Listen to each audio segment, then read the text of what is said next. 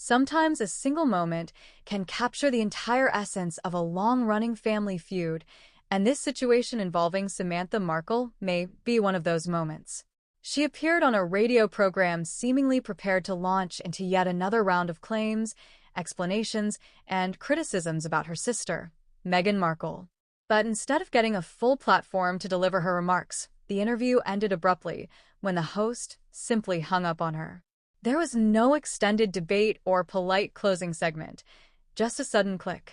And for many observers, that brief moment seemed to summarize years of public drama surrounding the Markle family. By now, many people following this story have noticed a pattern. Whenever the Markle family feud returns to the headlines, the situation tends to unfold in a familiar way. A relative appears in an interview claiming they're only trying to tell the truth, but the conversation quickly turns into criticism of Meghan, while the speaker portrays themselves as the real victim. What made this particular interview different was that the radio host clearly had little interest in allowing the same script to play out again.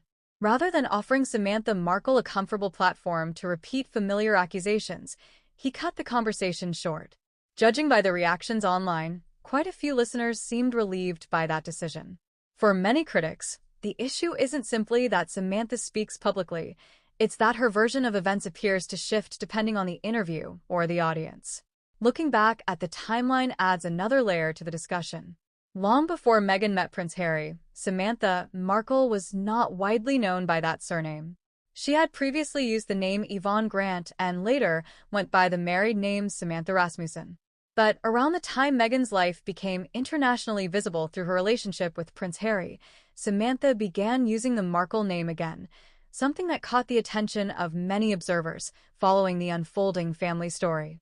Since then, Samantha has positioned herself as one of Meghan's most outspoken critics. She has given numerous interviews, written about the situation, and appeared frequently in the media whenever the topic resurfaces. Critics argue that instead of bringing clarity to the family situation, these appearances often generate even more controversy and confusion. Over time, the public conversation has shifted. Instead of asking what exactly happened between the sisters, many people now ask a different question. Why does the dispute continue to reappear in the public eye? Some believe Samantha genuinely feels hurt or excluded by her sister's rise to global fame. Others interpret the situation differently, suggesting that Meghan's international visibility created a form of opportunity.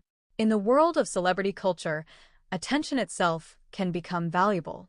The more dramatic the claims, the more headlines they attract, and headlines often lead to more interviews, which keeps the cycle going. Online critics have sometimes been particularly blunt, suggesting that the controversy resembles an attempt to remain connected to Meghan's fame. In their view, maintaining public conflict ensures continued media interest. However, that strategy has its limits. Eventually, audiences grow tired of hearing the same arguments repeated. When that happens, even media outlets begin to lose interest in continuing the conversation. That's why the radio interview moment stood out. Instead of allowing a long segment filled with familiar accusations, the host simply ended the call. There was no prolonged confrontation, just a quiet signal that perhaps the discussion had already run its course. As expected, the internet reacted quickly. Some people found the moment awkwardly humorous, while others felt it was an appropriate response when interviews start repeating the same grievances or turning into personal attacks. Another incident often mentioned in discussions about Samantha Markle also added to the unusual nature of the feud. At one point, she reportedly traveled from the United States to the United Kingdom and attempted to visit the gates of Kensington Palace in hopes of delivering a letter to Meghan and Prince Harry. Security turned her away, though she left the letter behind. Events like that have contributed to the perception that the situation has moved beyond a typical family disagreement and become something closer to a public spectacle. That is why the radio hang-up resonated with many listeners.